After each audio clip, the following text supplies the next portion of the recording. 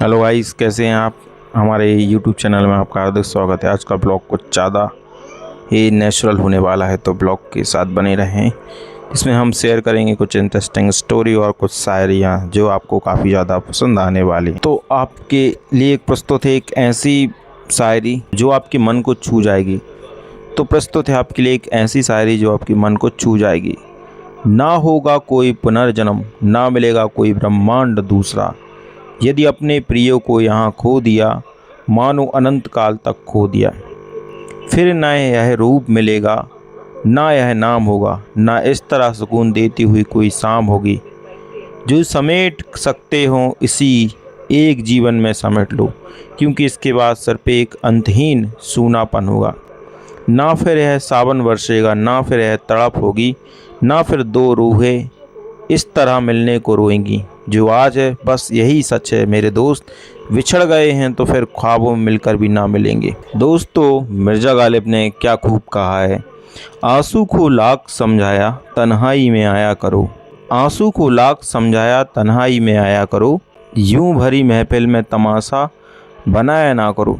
आंसू भी तो फिर आंसू हैं, तड़प कर बोले, मुझे भरी महफिल में अकेला पाया तो चलाया। प्रेम इस संसार का अद्वितीय अनुभव है। इसे समझने के लिए चंद पंक्तियाँ हाजिर हैं। संसार कहता है प्रेम पागल कर देता है, किंतु तुम्हारे प्रेम ने मुझे समझदार कर दिया। अब मैं तुम्हें खोजने नहीं निकलता किसी गली, किसी पते, किसी शहर में, क्योंकि समझ गया हूँ जिसे दिल में बसाया हो उसे रास्तों पर ढूंढना व्यर्थ है। अब मैं बाहर नहीं अपने भीतर उतरता हूँ, अपने मन की तहों को टटोलता हूँ, जहाँ तुम्हारी याद अब भी किसी शांत दीपक की तरह जलती है। तुम मिले या नहीं, यह प्रश्न अब उतना महत्वपूर्ण नहीं रहा। तुम्हारे प्रेम ने मुझे इतना तो सिखा दिया कि किसी को पाने से बड़ा है उसके प्रेम में स्वयं को पा लेना। एक बहुत ही अच्छी कहानी है जो मेरे दिमाग में आती है कि युद्ध के बाद क्या होता है कि जो द्रोणाचार्य के पुत्र रहते अश्वत्थामा, वे रोते बिलखते हुए कृष्ण से पूछते हैं कि मेरे पिताजी इतने बड़े गुरु थे, फिर भी वे छल से मारे गए, क्या उनका ज्ञान व्यर्थ था। इस पर कृष्ण ने कहा, अश्वत्थामा, तुम्हारे पिता ने सच तो सबको दिए, लेकिन एकलव्य का अंगूठा मांगकर उन्होंने एक निर्दोष का भविष्य छीन लिया।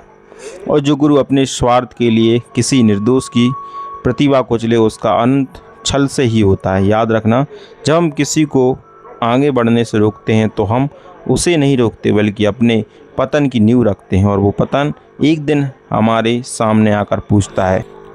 दरवाजे बंद हो तो खिड़कियों से देखना, खिड़कियां भी बंद मिलें तो निहारना रोशनदानों से, ना मिले रोशनदान तो देखना अंतर मन के नेत्रों से, मगर देखना जरूर, देखने की इच्छा से ही मिलते हैं आगे के रास्ते।